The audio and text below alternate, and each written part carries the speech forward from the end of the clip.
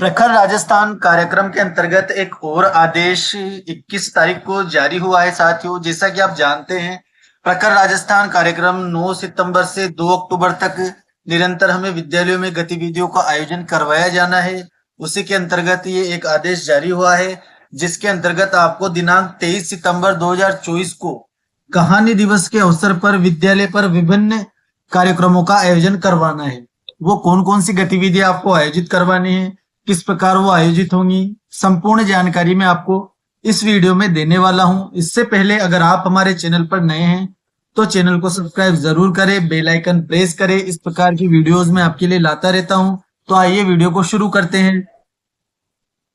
सबसे पहले हम बात करते हैं आदेश की। तो राजस्थान स्कूल शिक्षा परिषद की ओर से आदेश जारी हुआ है, जिसका विषय साथियों 23 सितंबर 2024 को कहानी दिवस के अवसर पर विद्यालय में विभिन्न कार्यक्रमों का आयोजन करवाया जाना है। अब वो कौन कौन सी गतिविधियां हैं उन पर हम चर्चा करते हैं।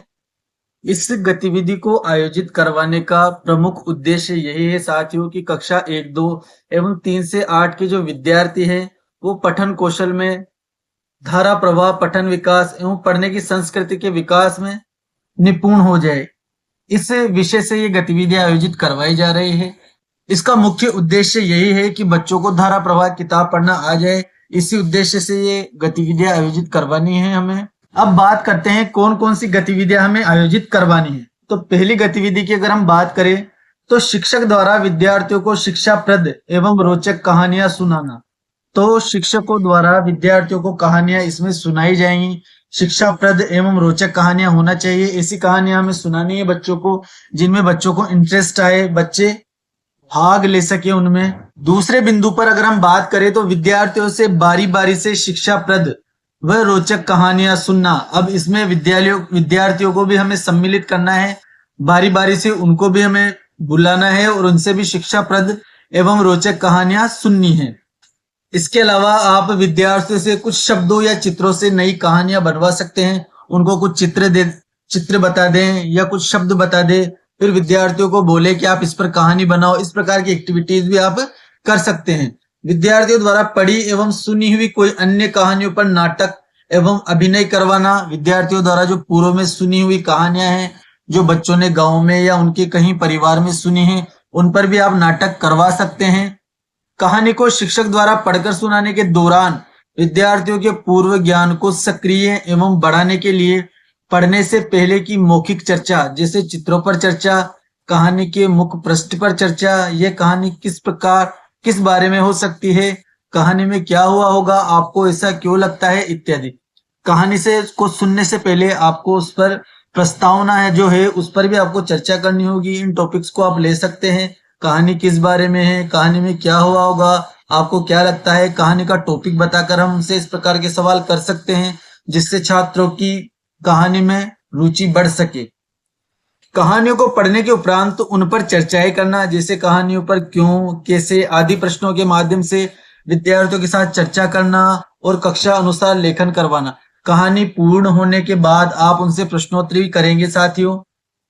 बच्चों को कहानी पर प्रश्न बनाने के लिए भी हम कह सकते हैं कि बच्चों आप इस कहानी पर 5 प्रश्न बनाए। सबके प्रश्न अलग अलग होना चाहिए, तो बच्चे उसमें रुचि लेंगे और प्रश्न बनाएंगे। इस प्रकार की एक्टिविटीज आपको इन दौरान करवानी है। बच्चों को कहानी का सार क्या निकला उसमें उस बारे में पूछे कि बच्चों इस कहानी से हमें क्या शिक्षा मिलती है।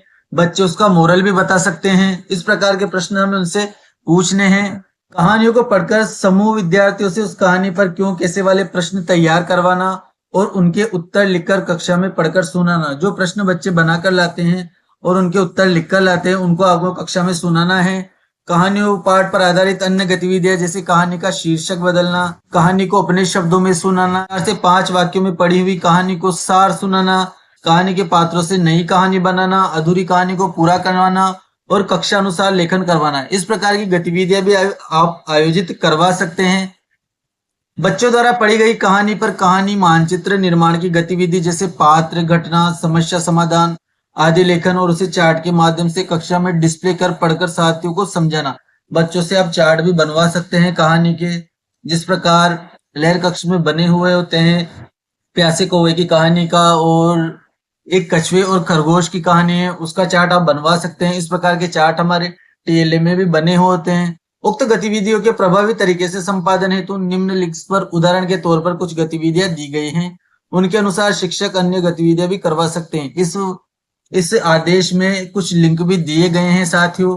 इस आदेश का लिंक मैं आपको डिस्क्रिप्शन में दे दूंगा, वहां से आप इसको डाउनलोड भी कर सकते हैं। इस लिंक पर भी आप देख सकते हैं, आपको यहाँ से बहुत सारे उदाहरण मिल जाएंगे। उनको देखकर भी आप एक्टिविटीज करवा सकते हैं। यहाँ पर कुछ एक्टिविटीज भी दी गई हैं, एक्टिविटी 1, लिंक 2। तो यहाँ से आप इनको देख सकते हैं। यूट्यूब का ये लिंक है, यहाँ से आप इनको देख सकते हैं और उस प्रकार आप एक्टिविटीज का आयोजन करवा सकते हैं। इसकी सघन मॉनिटरिंग भी की जाएगी साथियों। तो इस कार्य को सर्वोच्च प्राथमिकता प्रदान करें और कहानी दिवस पर अच्छे से गतिविधियां आयोजित करवाएं।